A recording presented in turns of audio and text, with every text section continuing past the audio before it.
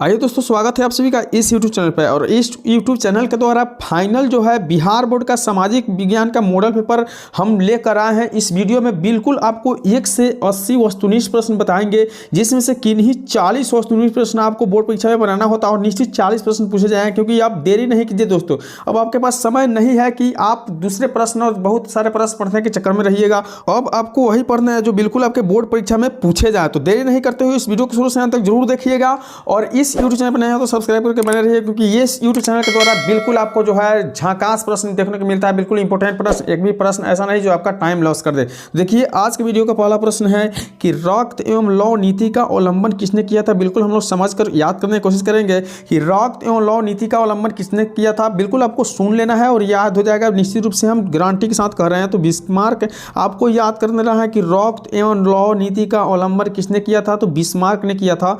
अगली प्रश्न देखिए, दिया हुआ है कि यूरोपीय समाज क्या है, यूरोप वासियों के लिए किस देश का साहित्य एवं ज्ञान विज्ञान प्रेरणा स्रोत रहा है। यूरोप वासियों के लिए है जो है किस देश का साहित्य एवं ज्ञान विज्ञान प्रेरणा स्रोत रहा है। याद करके रख लीजिएगा कि वह यूनान है। कौन सा देश, तो यूनान देश का जो है साहित्य एवं ज्ञान विज्ञान प्रेरणा क्या है, प्रेरणा स्रोत रहा है। अगली प्रश्न देख लेते हैं, दिया हुआ है कि वार एंड पीस किसकी रचना है। वार एंड पीस किसकी रचना है, बिल्कुल निचोड़ प्रश्न लेकर आए हैं। तो याद करके रखिएगा कि लियो टॉलस्टॉय के द्वारा लिखी गई रचना क्या है, वार एंड पीस है। 4 नंबर प्रश्न देखिए कितना महत्वपूर्ण प्रश्न है कि मार्च 1946 ईस्वी में फ्रांस एवं वियतनाम के बीच होने वाला समझौता किस नाम से जाना जाता है। याद कर लेना है दोस्तों, बिल्कुल आपको सुनना है और याद हो जाएगा, सीधे दिमाग में हम ठोक देंगे, ठीक है।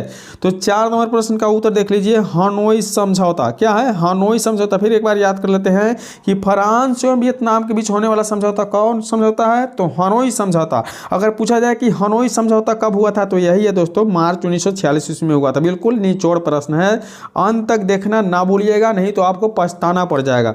5वें नंबर प्रश्न दिया हुआ है कि लखनऊ समझौता किस वर्ष में हुआ था।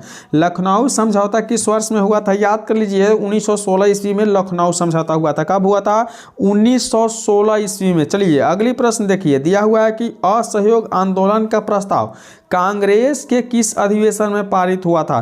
तो असहयोग आंदोलन का जो प्रस्ताव है कांग्रेस के दिसंबर 1920 और नागपुर में पारित हुआ था। कहाँ हुआ था, नागपुर में, दिसंबर 1920। देखिए निचोड़ प्रश्न है दोस्तों, इसलिए वीडियो को शुरू से अंत तक जरूर देखिएगा। आप लोग जो है वीडियो को छोड़ देते हैं और कहीं ना कहीं आपको बोर्ड परीक्षा में पछताना पड़ जाएगा यह प्रश्न पूछा जाए तो।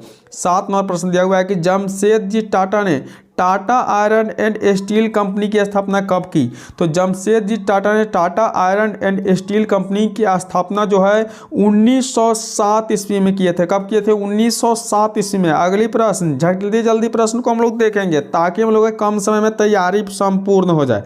8 नंबर प्रश्न दिया हुआ है, जनसंख्या का घनत्व सबसे अधिक कहाँ होता है। जनसंख्या का घनत्व सबसे अधिक कहाँ होता है, तो महानगर। याद करके रखिएगा कि जनसंख्या का जो है सबसे अधिक घनत्व कहाँ होता है, महानगर में होता है। अगली प्रश्न दिया हुआ है 9 नंबर प्रश्न कि गिरमिटिया मजदूर बिहार के किस क्षेत्र में भेजे जाते थे। गिरमिटिया मजदूर जो थे बिहार के कौन से क्षेत्र में भेजे जाते थे, याद कर लीजिए दोस्तों, पश्चिमी क्षेत्र में जो है बिहार के गिरमिटिया मजदूर को भेजे जाते थे। चलिए अगली प्रश्न दिया हुआ है, गुटेनबर्ग का जन्म किस देश में हुआ था। गुटेनबर्ग का जन्म किस देश में हुआ था, याद करके रखिएगा कि जर्मनी देश था जिसमें गुटेनबर्ग का जन्म हुआ था। कहाँ हुआ था, जर्मनी में। अगली प्रश्न दिया हुआ है कि भारत का प्रथम तेल शोधक कारखाना कहाँ अवस्थित है।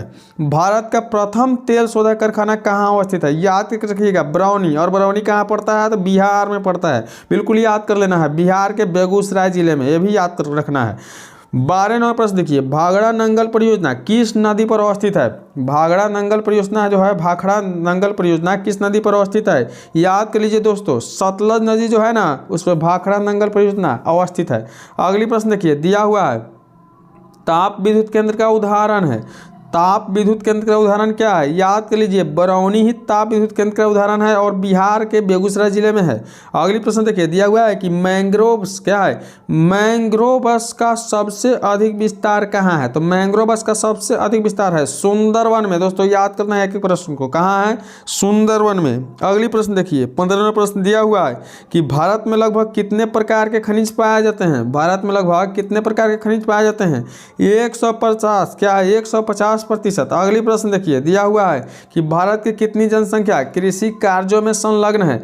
भारत की कितनी जनसंख्या जो कृषि कार्य में संलग्न है, तो 2/3। क्या है 2/3 का मतलब हुआ 2/3। ठीक है, अगली प्रश्न देख लेते हैं। दिया हुआ है कि भारत में किस किस्म की कॉफ़ी जो है उगाई जाती है। भारत में किस किस्म की कॉफ़ी उगाई जाती है, तो याद करके रखिए दोस्तों कि अरेबिक कॉफ़ी जो है बिल्कुल भारत देश में उगाई जाती है। अगली प्रश्न देखिए, दिया हुआ है कि स्वर्णिम चतुर्भुज महामार्ग से संबंधित है। स्वर्णिम चतुर्भुज किस महामार्ग से संबंधित है, इसके सही उत्तर जो हो जाएगा याद कर लीजिएगा, चेन्नई। क्या चेन्नई से संबंधित है। अगली प्रश्न देख लेते हैं, 19 नंबर प्रश्न दिया हुआ है कि चूना पत्थर के उपयोग मुख्य रूप से किस उद्योग में होता है। तो चूना पत्थर का उपयोग जो मुख्य रूप से याद करके रखिएगा कि सीमेंट उद्योग में। कहाँ होता है दोस्तों, सीमेंट उद्योग में होता है। अगली प्रश्न देख लेते हैं, दिया हुआ है कि बिहार में ग्रैंड ट्रंक रोड की राष्ट्रीय राजमार्ग संख्या क्या है। तो बिहार में ग्रैंड ट्रंक रोड की राष्ट्रीय राजमार्ग संख्या जो है याद करके रखिएगा कि 2 है। कितनी है, 2 है।